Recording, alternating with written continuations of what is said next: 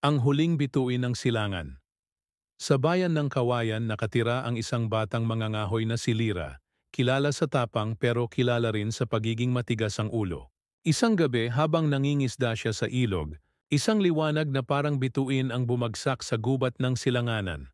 Lugar na bawal pasukin sapagkat pinaniniwala ang tirahan ng mga nilalang ng dilim. Ngunit, sa halip na matakot, sumugod si Lira. Doon niya natagpuan ang isang bato na kumikislap, at sa loob nito, isang tinig ang nagsabing, "Ako si Asterion, huling bituin ng langit. Tulungan mo akong bumalik sa langit bago magdilim ang buong mundo." Tahimik ang bayan ng Kawayan ng gabing iyon. Ang mga kuliglig lamang ang maririnig. At ang malamlam na liwanag ng buwan ay gumuguhit sa ibabaw ng ilog. Si Lira, isang 16 na taong gulang na mangangahoy, ay nakaupo sa kanyang maliit na bangka, hawak ang pamingwit na yari sa kawayan. "Wala na naman akong mahuli," bulong niya sa sarili. Sabay bato ng maliit na bato sa tubig. Mula sa malayo, narinig niya ang alingaw-ngaw ng hangin. Kakaiba, parang may dumaraan na umuugong sa langit. Paglingon niya, nakita niya ang isang liwanag na bumabagsak mula sa kalangitan. Tila isang bituin na naglalagablab. Bituin? Bulalas niya. Ngunit ang liwanag ay hindi basta nalaglag. Ito'y bumagsak sa gubat ng silanganan, lugar na tinaguriang bawal na gubat, kung saan sinasabing may mga nilalang na hindi dapat makita ng tao. May babala ang matatanda. Ang sinumang papasok sa silanganan ay hindi na babalik. Pero hindi napigilan ni Lira ang kuryosidad. Bitbit ang kanyang itak, lampara at tapang. Tumawid siya sa madilim na kakahuyan. Habang papalalim siya sa gubat, narinig niya ang mga bulong. Parang mga tinig ng hangin na nagsasabing, "Umalis ka, umalis ka." Ngunit sa halip na tumakbo, lalo siyang lumapit.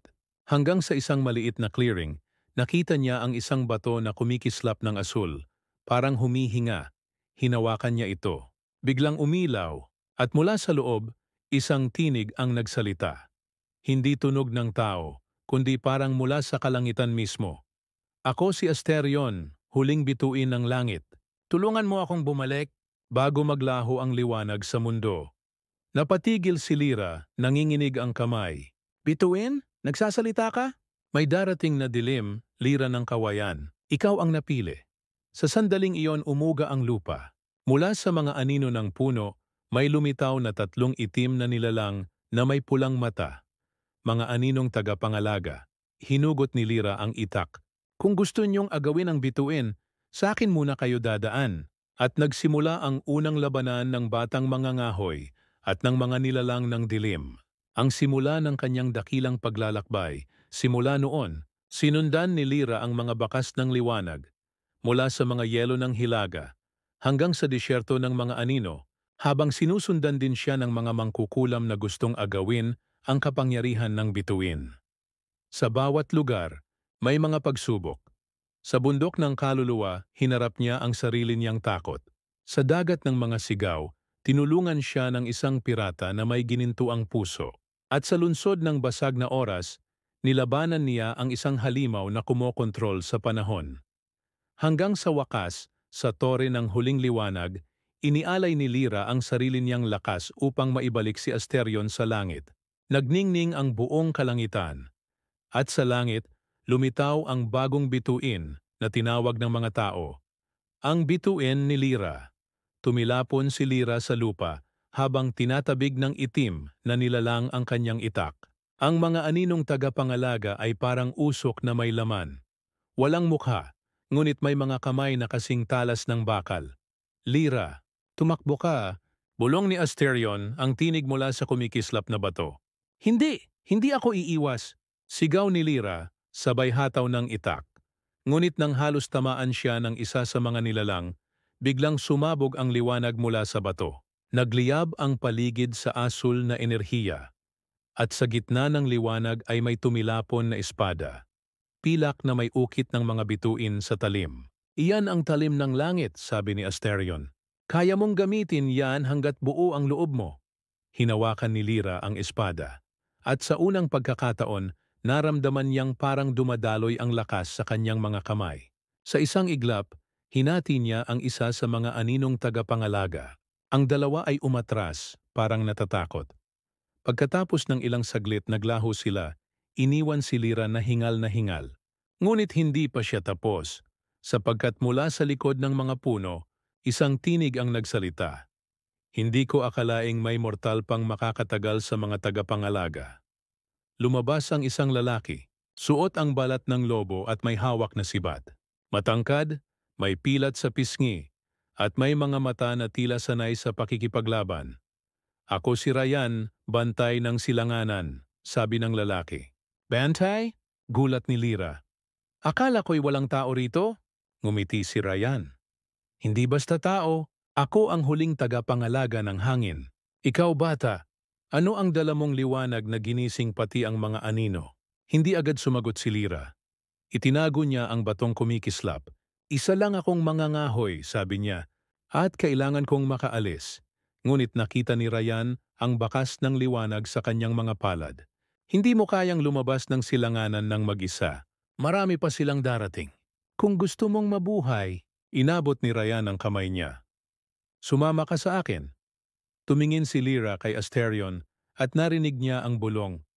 Pagtitiwalaan mo siya, siya ang unang magbubukas ng daan. Kaya't tinanggap ni Lira ang kamay ni Ryan. At doon nagsimula ang unang pagkakaisa ng liwanag at hangin, ang simula ng kanilang paglalakbay patungo sa bundok ng kaluluwa, kung saan nakatago ang unang susi ng mga bituin. Tahimik ang gubat ng gabing iyon. Ang mga punong dati tila nagbabantay, ngayoy waring natutulog sa ilalim ng malamlam na buwan.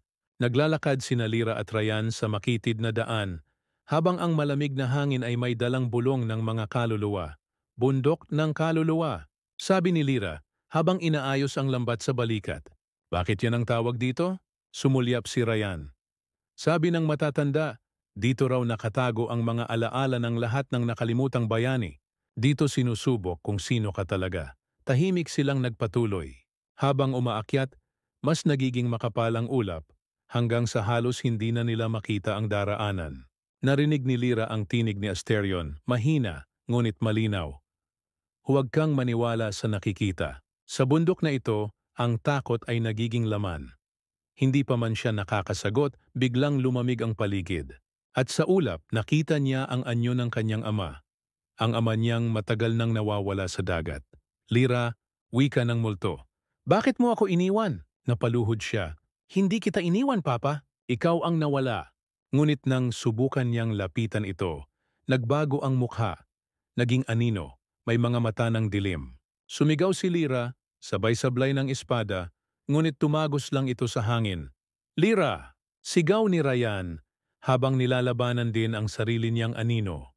Isang anyo ng isang batang lalaki na umiiyak, marahil ang kanyang nakaraan. Wala ka bang natakot noon? Tanong ng tinig sa kanya. Kung ikaw ang tagapangalaga, bakit hindi mo nailigtas ang iyong kapatid? Tumigil si Ryan, nanginginig. Ngunit hinigpitan niya ang hawak sa sibat. Hindi ko man siya nailigtas noon. Pero ngayon, hindi ko hahayaang may ibang mawala. Itinusok niya ang sibat sa lupa. At mula roon, bumuo ng malakas na hangin na tumaboy sa mga anino. Si Lira naman ay tumindig, itinaas ang espada at sumigaw, "Hindi ako alipin ng takot. Ako si Lira ng kawayan. At ang liwanag ay hindi kailanman mamamatay." Nagningning ang talim ng langit. At sa sandaling iyon, naglaho ang mga anino. Unti-unting humupa ang ulap. At sa gitna ng bundok, isang batong bilog na may ukit ng bituin ang lumiwanag. Ang unang susi, sabi ni Asterion, simbolo ng katapangan. Lumapit si Ryan at ngumiti. Kung ganito ang simula, ano pa kaya ang susunod? Ngumiti rin si Lira, bagaman may pagod sa mga mata. Kung may takot man, haharapin ko, kasama ka. At doon, sa tuktok ng bundok ng kaluluwa, ipinanganak ang unang pagkakaibigan ng dalawang tagapangalaga ng liwanag. Mula sa tuktok ng bundok ng kaluluwa, bumaba sina Lira at Ryan patungong timog. Ayon kay Asterion, naroon ang dagat ng mga sigaw. Isang karagatang hindi tahimik kahit kailan, sapagkat sa bawat alon ay may tinig ng mga kaluluwang nalunod sa nakaraan. Bakit kailangan nating tumawid diyan?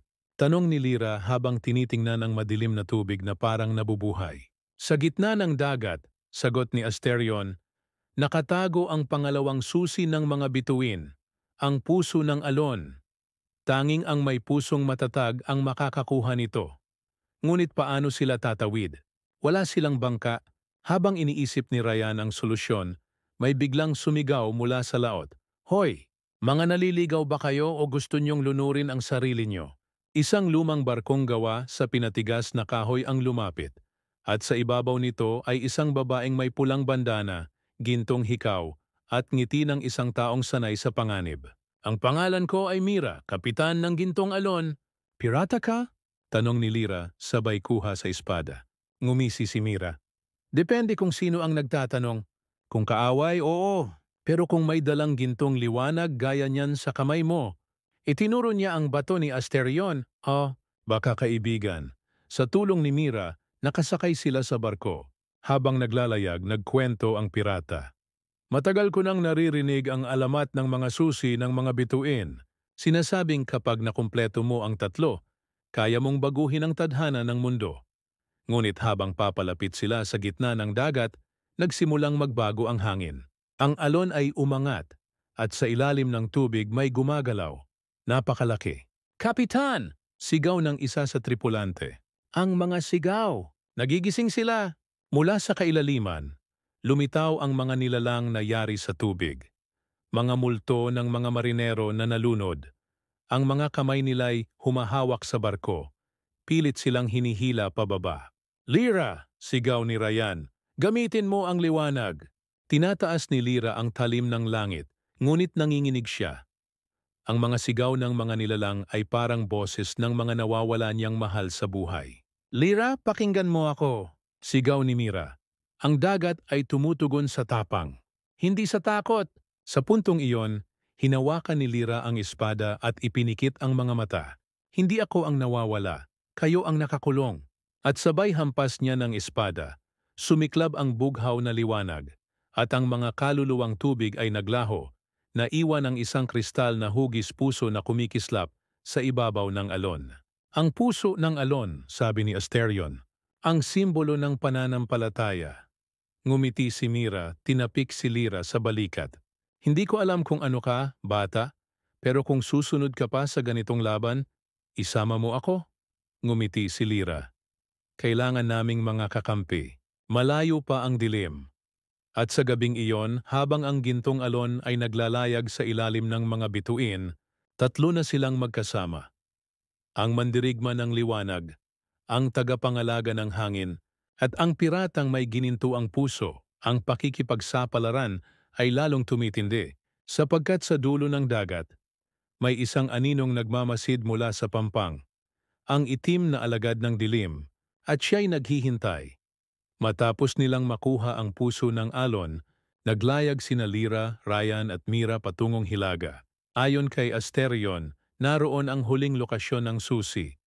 Sa gitna ng isang syudad na hindi umiikot sa oras, ang lunsod ng basag na oras. Bakit tinawag na basag? Tanong ni Mira habang pinapahid ang asin sa buhok. Dahil dito, sagot ni Ryan, ang araw ay hindi lumulubog at ang gabi ay hindi dumarating. Ang mga tao'y nabubuhay sa parehong sandali, paulit-ulit. Pagdating nila sa lupa, sinalubong sila ng kakaibang tanawin. Ang mga gusali ay parang salamin na pira-piraso, at ang mga tao ay gumagalaw sa parehong kilos, muli at muli. May batang paulit-ulit na nahuhulog ang candy. May matandang paulit-ulit na umiiyak, at may isang kampana sa tore na walang humpay na tumutunog, ngunit walang tunog na lumalabas. Parang bangungot, bulong ni Lyra. Hindi bangungot, sabi ni Asterion. Doon siya, nista pangalan ng panahon na si Seraphil. Nilamon siya ng sarili niyang takot na mawala, kaya binasag niya ang oras upang hindi na siya umusad kailanman. Habang naglalakad sila sa gitna ng syudad, napansin nila ang mga bitak sa hangin, parang basag na salamin sa paligid.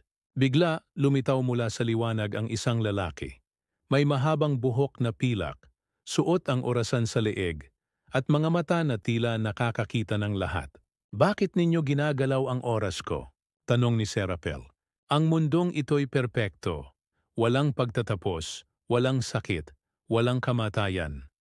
Sumagot si Lyra, walang pagtatapos, oo, pero wala ring simula. Hindi yan buhay, Seraphel. Isa yang kulungan. Ngunit ngumiti ang lalaki at sabay taas ng kamay. Biglang huminto ang lahat. Pati ang hangin, pati ang dagat, pati ang paghinga ni Ryan at Mira. Tanging si Lyra lamang ang nakagalaw. Hawak pa rin ang talim ng langit na kumikislap sa bughaw na liwanag. Ikaw lang ang makakagalaw sa oras ko, batang bituin, sabi ni Seraphel. Subukan mong baguhin ako, at masisira ang lahat. Ngunit hindi umatras si Lyra. Kung basag na oras ang pumipigil sa pag-asang umusad, mas mabuting masira na lang ito. Tumakbo siya sa gitna ng mga bitak, bawat hakbang ay bumabalik sa parehong lugar. Bawat atake parang walang katapusan. Hanggang sa maalala niya ang sinabi ni Asterion, ang oras ay hindi kaaway. Ito'y agos. At dapat mong sabayan, kaya't imbes na labanan pinikit ni Lyra ang mga mata. Hinayaan niyang dumaloy ang liwanag ng espada sa paligid, hindi para sirain, kundi para pagsamahin ang mga piraso ng oras. Sumabog ang liwanag. Nang magmulat siya, nakatayo si Seraphel sa gitna ng mga basag na salamin, umiiyak. Matagal ko nang gustong matapos ito, bulong niya, bago iniabot kay Lyra ang orasan ng walang hanggan, ang ikatlong susi. Ang simbolo ng pagpapalaya, sabi ni Asterion. Muling gumalaw ang mundo, ang hangin, ang dagat at ang mga kasama niya. Ngumiti si Ryan. Tapos na ba? Hindi pa, sabi ni Mira. Kung tatlong susi na ito, nasaan ang pinto? Ngumiti si Asterion mas mahina kaysa dati. Ang tatlong susi ay hindi para magbukas ng pinto. Ginagamit sila upang magising ang huling bituin ng langit. At sa sandaling iyon ang dilim ay magigising din. Napatigil silang tatlo. Ang hangin ay biglang lumamig. Sa malayo, sa ibabaw ng dagat, lumitaw ang itim na liwanag. Parang apoy ng gabi na bumabalot sa langit. At doon, nagsimula ang huling bahagi ng labanan. Ang hangin ay tila huminto. Mula sa itim na liwanag sa ibabaw ng dagat, unti-unting sumulpot ang isang malaking nilalang.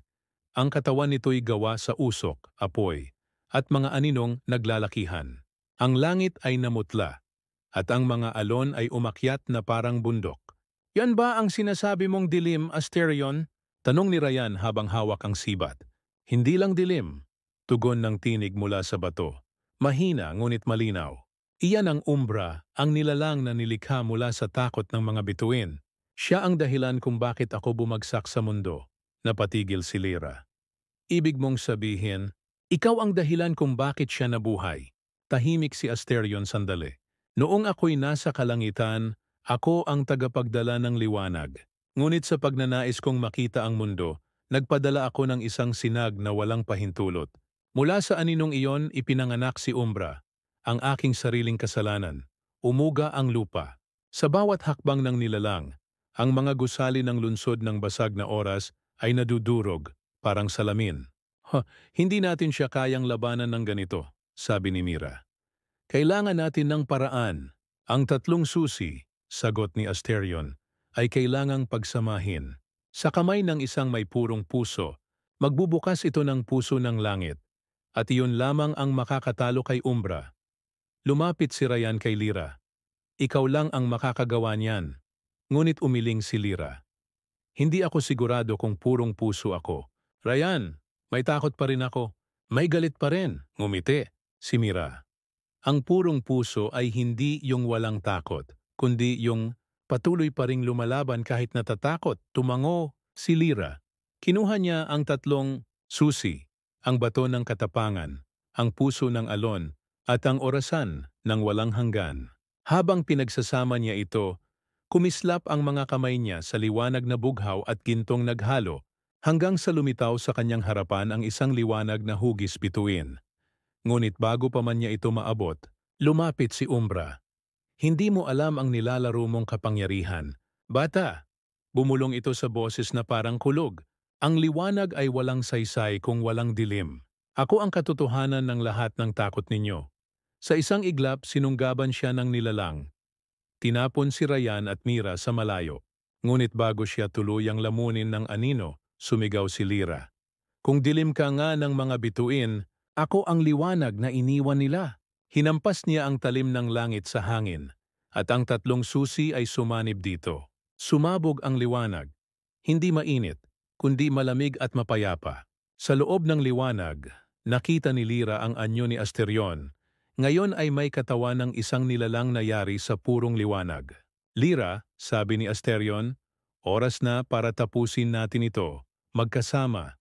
Naghawak sila ng kamay, at sa sandaling iyon, nagliwanag ang buong dagat. Sa unang pagkakataon nakita ni Lira ang mga bituin sa araw, at habang nilalamon ng liwanag ang dilim, narinig niya ang huling salita ni Asterion. Ang liwanag ay hindi kailanman nawawala, nagbabago lang ng anyo. Pagkatapos noon, biglang katahimikan. Nang magising si Lira, nakahiga siya sa pampang. Wala na si Asterion, ngunit sa kanyang dibdib ay nakaukit ang isang marka ng bituin. Kumikislap ng mahina, parang pusong tumitibok. Lumapit si Mira at Ryan. Tapos na ba? Tanong ni Ryan. Ngumiti si Lira, pagod ngunit payapa. Hindi ko alam kung tapos na, pero ang langit ay maliwanag na ulit. At sa himpapawid, muling sumikat ang isang bagong bituin, ang bituin ni Lira, tanda ng isang mortal na minsan ay lumaban sa dilim.